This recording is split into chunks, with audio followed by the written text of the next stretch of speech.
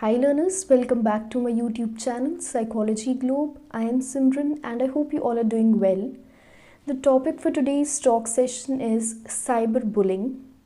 Now you might question that since it is a psychology related channel, why am I talking about cyberbullying? The reason is that in order to curb cyberbullying, we need to understand that what goes behind the psyche of those individuals who indulge in cyberbullying and how do they disturb the stability or psychological balance of the people who are victims of it.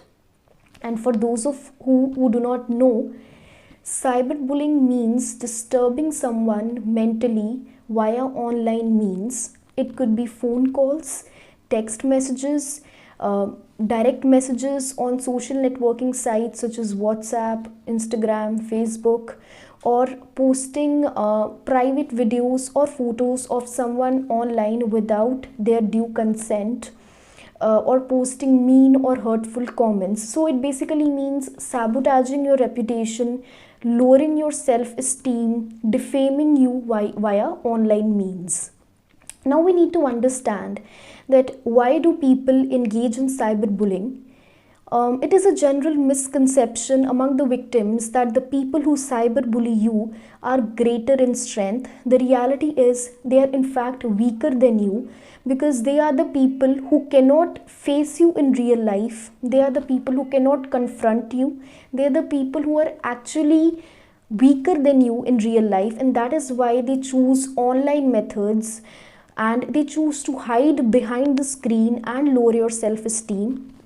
And these people generally have a very low self-esteem themselves.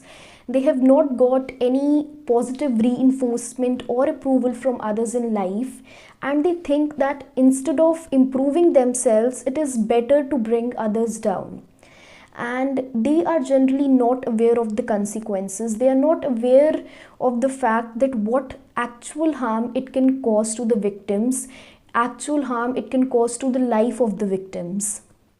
And these people usually get pleasure out of hurting others, so it is a kind of sadistic approach that they follow. They are generally apathetic towards everyone. In real life also, they cannot show regard or sympathy for anyone. And if we have to understand that what goes behind the victim's psyche, so there are certain people who do not get affected by certain cyberbullying, for example mean comments or mean remarks, but there are people on which cyberbullying takes a serious toll. In case you find your child or anyone related to you hiding inside their room, finding it difficult to interact with people, a person who was confident once and now does not get out of their room, does not talk to people, is afraid of receiving phone calls or text messages, then you must know that there might be something that is wrong in their online world. There might be something who is not disturbing them physically but is disturbing them behind the screen. And it is very important for the parents should take note of this, that in case their child is a victim of cyberbullying, you don't have to blame the child, you don't have to cut off their internet connections, you don't have to take away their phone, because it is not their fault. Even if you snatch their online world, you cannot snatch their physical world. And such perpetrators, they are everywhere around, they are present in the physical world. So if someone is sharing with you that they are getting cyberbullied, so instead of putting themselves down, you must protect them at any cost. And now what should people do to prevent themselves getting affected from cyberbullying? If it is normal mean comments or remarks, the greatest and the most simplest weapon that you can use against cyberbullying is ignorance. When you ignore these victims, they know that you are not getting affected, so they will simply stop doing what they are doing. But in case if it is something serious, if someone has leaked your private content, if someone has tried to defame you or sabotage your reputation in a serious manner, then you must take help. First of all, instead of blaming yourself, instead of feeling guilty, you should talk about it to someone who is elder than you, someone who is trustworthy. And the greatest advice that I can give is you must talk to your parents before talking to someone else, because parents, they will understand you at any cost.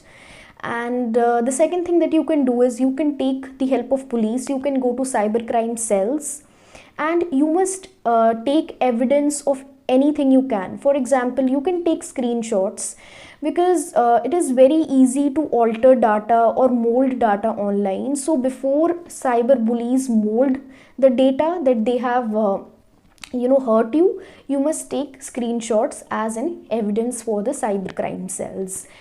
And there are certain things that you must not do when you're getting cyberbullied. You must not sink to the level of cyberbullies. For example, if you do the same thing that the cyberbullies are doing, then you equally become the perpetrator as well. And you must not try to hide it from others, and you must not think that the bully is greater than you, because when you have this mentality, then you cannot confront others. So this was all about cyberbullying. In case you have any queries, any questions related to cyberbullying, do post in the comments. Like and share the video, and also subscribe to the channel. I'll be back with interesting videos very soon. Thank you. Take care.